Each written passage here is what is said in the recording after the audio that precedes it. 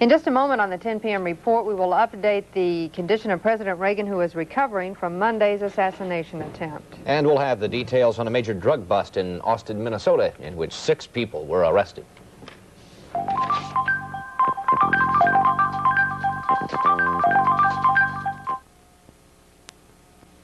Remember the last time you let the big one get away? Well, Target is giving you another chance during the big sale. You'll find the biggest savings we've offered in months on polycotton T-shirts, men's crew necks, and Mrs. and Junior's crews or V-necks. Big sale priced at $2.50 each. Save on girls and boys T-shirts, too. Big sale priced at $2.29 each. Don't let the big one get away. The big sale at Target. Here's what happened when Michael Gray took the Blatz taste test. I don't believe it. Here's the beer you didn't choose, Michael. Yes. Said I've been drinking Pabst for many, many years, and I never thought of anything tastes better than Pabst, and you just proved Blatz is better. And I think everybody should have this test. Everybody. What did you prove to yourself today? I like Blatz over my own beer, Pabst, which I've been drinking for many, many years. WCCO Television, Minneapolis, St. Paul.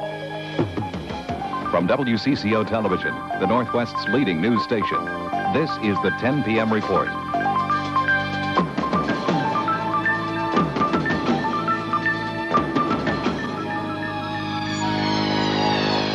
Good evening, everyone. 6 people are in custody tonight after a drug raid last night in Austin, Minnesota.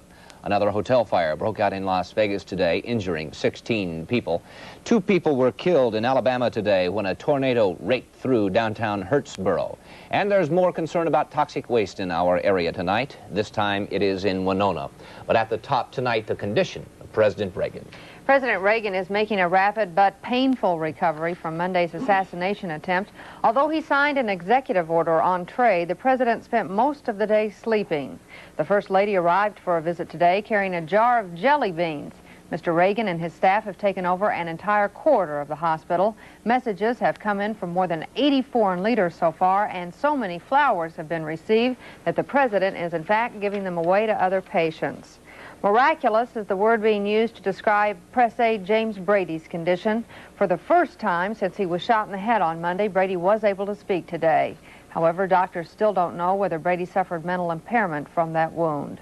Washington Police Officer Thomas Delahanty is also recovering well from his wound, as is Secret Service agent Tim McCarthy. And we learned today that President Reagan is indeed a lucky man. Investigators now say Mr. Reagan's wound was not the result of a direct hit, but a bullet that had ricocheted off his limousine. Had it been a direct hit, the bullet would have penetrated farther into the president's body.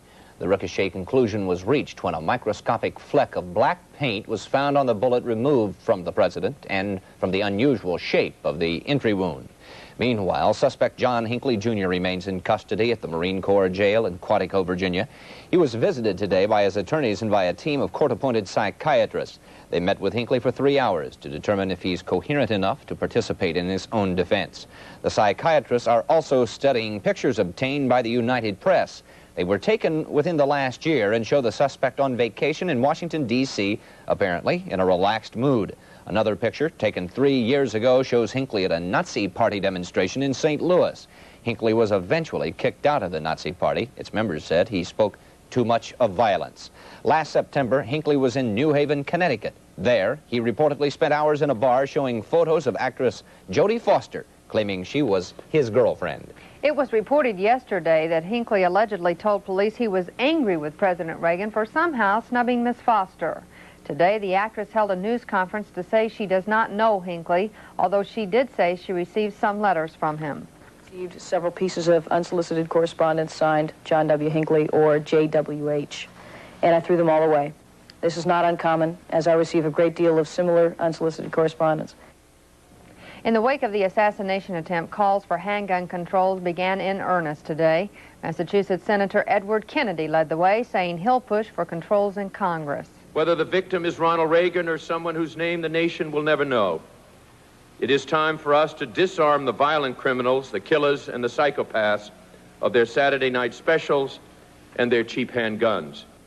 Of course, representatives of the gun lobby see the issue differently, and they were quick to express their side. Gun control would not have prevented the incident that occurred Monday. It will not prevent similar occurrences.